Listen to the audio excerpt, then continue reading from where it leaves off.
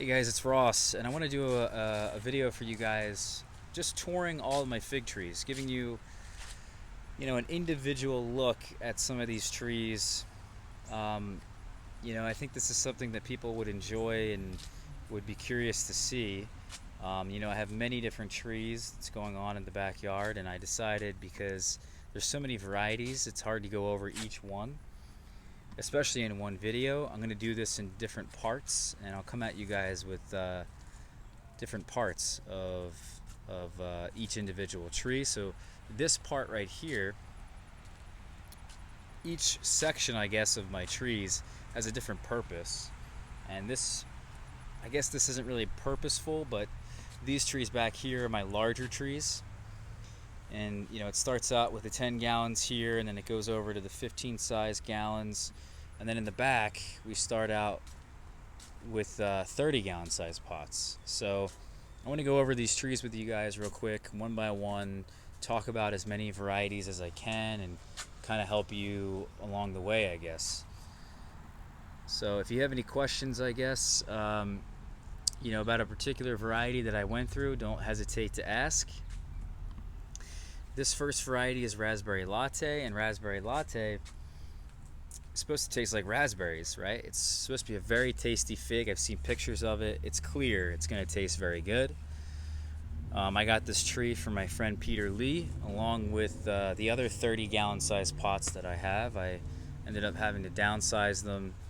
He had them in 55 gallon drums, which was just way too much. I have a feeling that raspberry latte, because it's so vigorous, guys, it's insanely vigorous, it's unruly, I can't really control it very well. It takes a while to fruit, and the leaf structure here reminds me a lot of a Ficus palmata. Reminds me of a palmata hybrid. It is a seedling that John at Acanto Farms had found in California.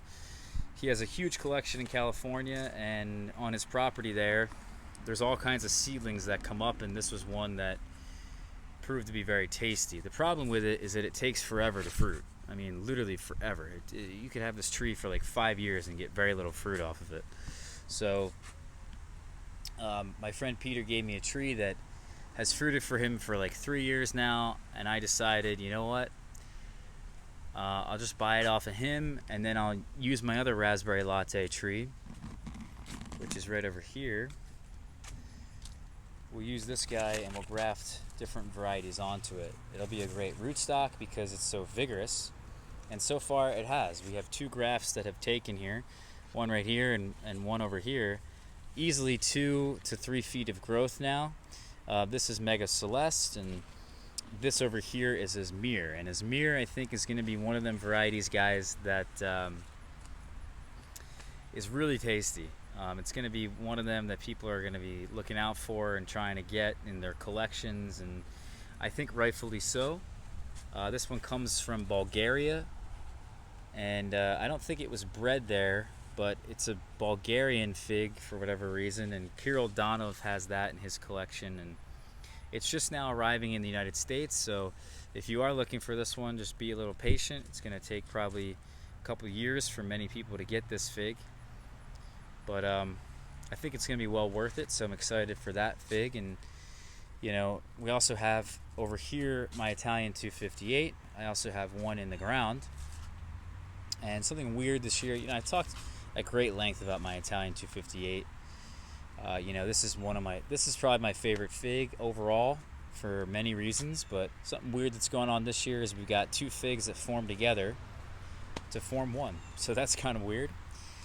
We also have back here, this is my De La Reina. You can see it's got a pretty nice trunk to it in a 10 gallon pot. And De La Reina is one of them figs that's a black mission type. There's 20 plus black mission types out there. It depends on who you are. Are you one of those people that is a lumper or a splitter? So I like to put figs together and categorize them by type, because they're so similar that if you were to taste them side by side, you'd only taste very slight differences. The growth habits would be very different, or slightly different. The leaf pattern would only be slightly different. So there are probably some kind of genetic mutations, I'm sure, that's happening between these figs, or Maybe they are slightly different genetically, but from my eye and from most people's eye, most people would agree that they're quite similar, and De La Reina is one of them black mission types that is very similar to the other 20 plus. So I still have it though, because it's supposed to be very tasty of the black mission types. I think it, like I said, there's variation in there, and this is just one that I chose. I have a Maltese Falcon in the ground over there, guys, and Maltese Falcon is also a black mission type. So, I guess you can't have too many of them. They do really well here. Next to that, grafted onto a limb of De La Reina is De La Senora, and both of these figs come from Pons's collection. And we're going to talk a lot about Pons, Montserrat Pons. He's a huge fig collector in Spain who preserves many varieties. I think the Spanish government helps him out. I'm not too sure about that, but he's written, books on figs. He has a whole selection of different varieties, which he goes into great detail of, cataloging these varieties. And these are two figs that come out of his collection. And a lot of people have been trying to get a lot of the Pons figs, and a lot of them, thankfully, have arrived in the United States and are now making their way around to people's, people's houses now. There's many Pons figs from Spain all over the world and all over the country. Here we have my Canadia. So Canadia is a very vigorous variety for me.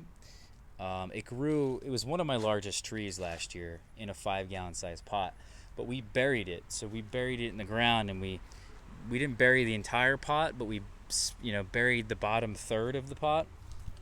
And because of that, the tree let its roots out of the pot and got into the ground and just grew an insane amount. It also fruited for me quite a bit, and as a result, I decided, I really like this variety, but I want to graft, because it grew so much, I want to graft different varieties onto the tree. So we also up-potted it here, and you can see this is the tree that I had demonstrated this year for you guys, the cleft graft. So this year's White Madeira #1. This is Ponte Tresa, but this I don't think has taken, whereas this is bud grafted here, White Madeira, that has taken. You can see over here, this is Harry's Crete. Didn't grow all that well, and that's Cotio Verdal. And I think the reason why a lot of these trees the grafts didn't grow that well is because Canadia itself just took off, and a lot of the auxins at the tip of the plant is suppressing the growth down below. So it's hard for these varieties to thrive, but we'll correct this problem next year, and they'll all be on equal footing.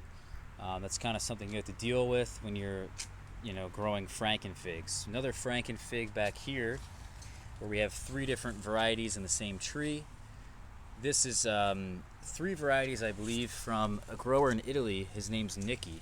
So we have Cardinillo here that looks like it's trying to fruit. I pinched it, but it's not going to fruit for me this year. We have Zafiro, which actually is putting out 4 fruits for me and grew exceptionally well.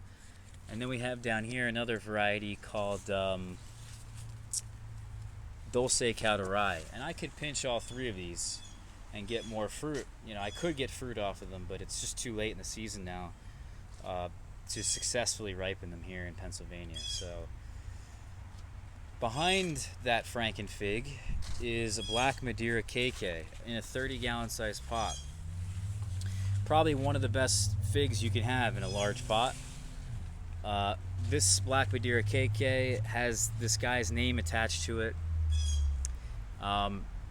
for crazy reasons, but to be honest with you, they all originated from UC Davis. I know the story goes, I guess, that KK had received his Black Madeira from John and Canto Farms, who got his from UC Davis.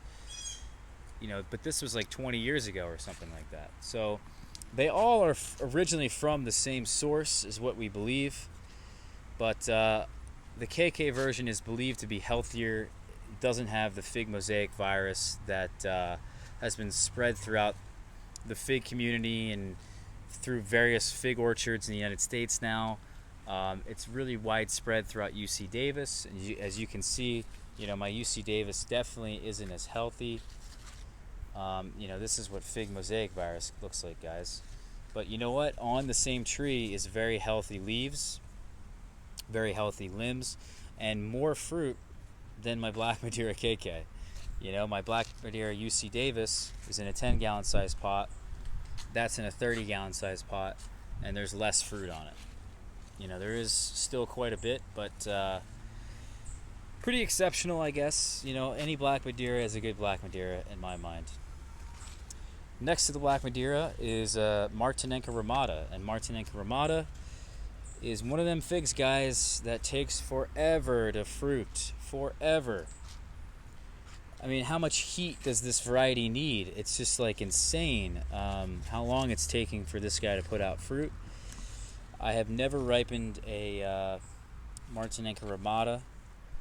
I've never even tasted one. I would love to taste one, but it doesn't look like it's going to happen this year, guys.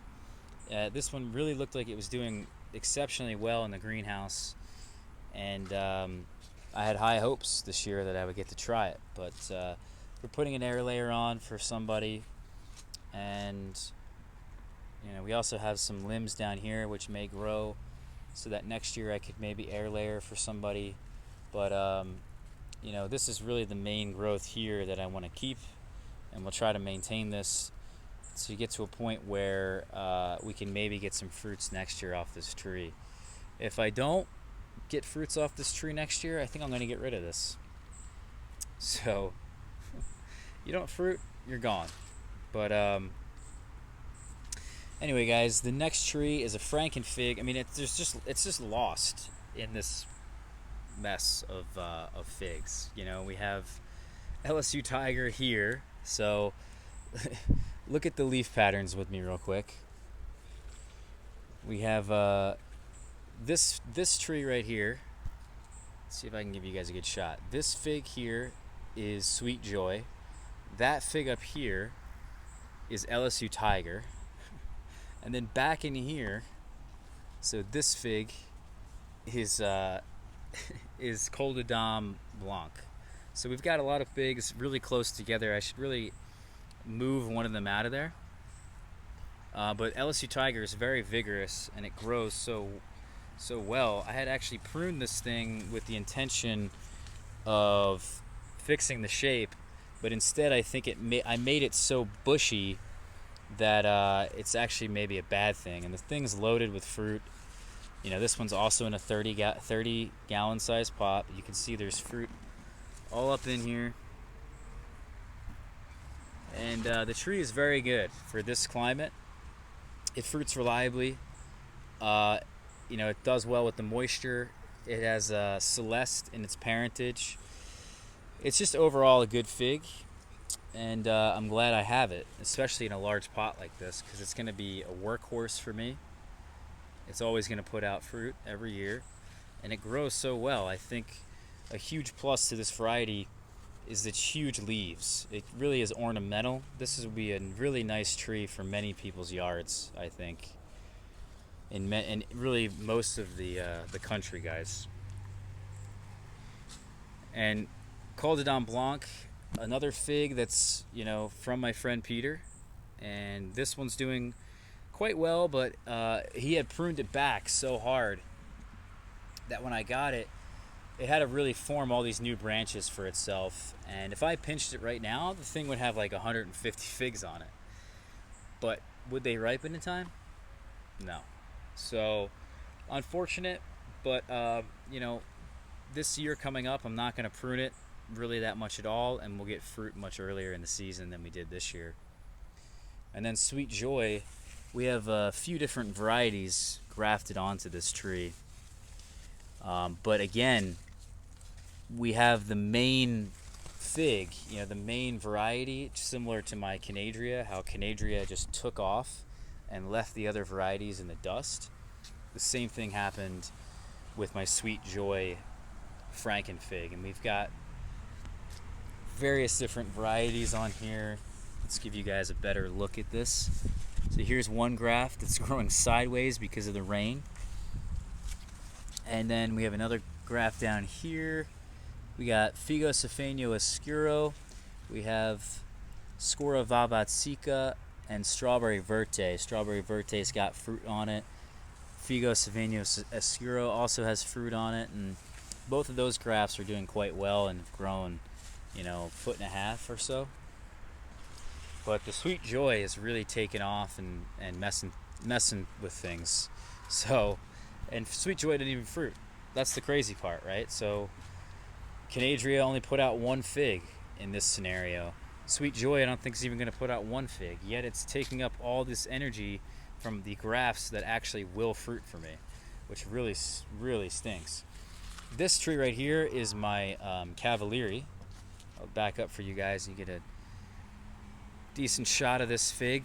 You know, we're looking at these branches here, this branch here, and this branch back here. And this branch has all the fruit on it.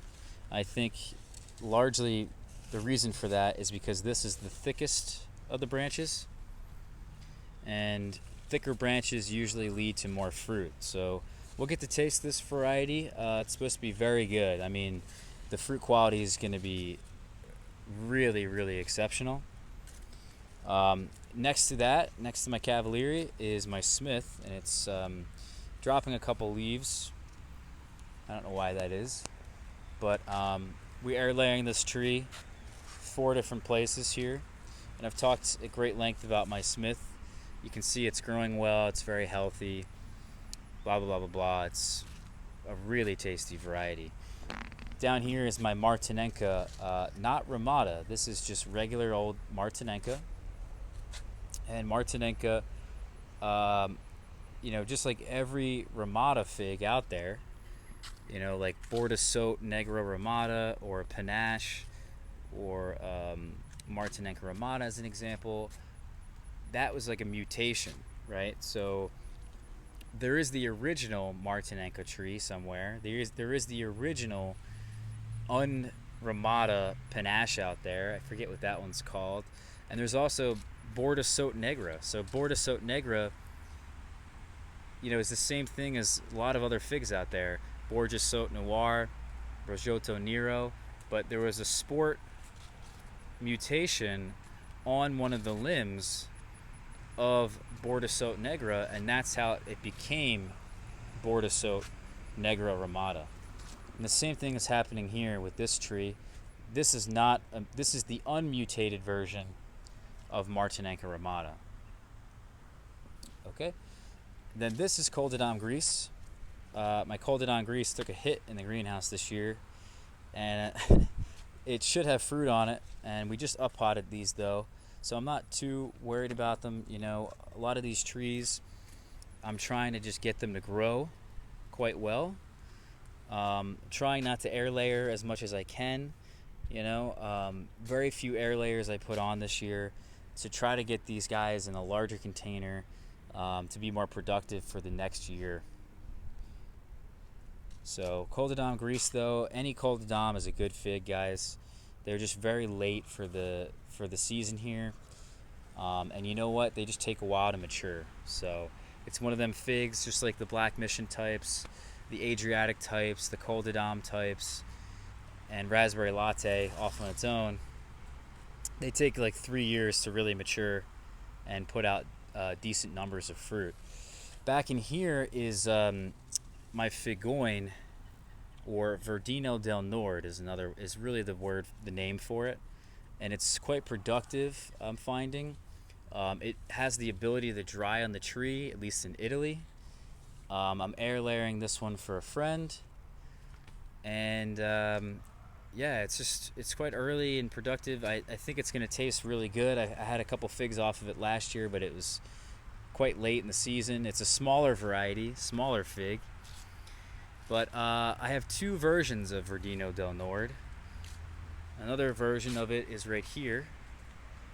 This is Verdino del Nord, also from Italy, but from a different collector, a different grower, and they're definitely different. This is a much larger fig here, but they're both green figs with red interiors, quite jammy. So I'm excited though more for this one, because this one I think is behaving and operating more in a way that's more conducive to my climate. We also have RDB. Speaking of something that behaves well in my climate or in a short season climate, RDB is arguably one of the better figs you can have in a short season climate. So, it also tastes really good. It was very small not too long ago, and it's got quite a bit of figs on it.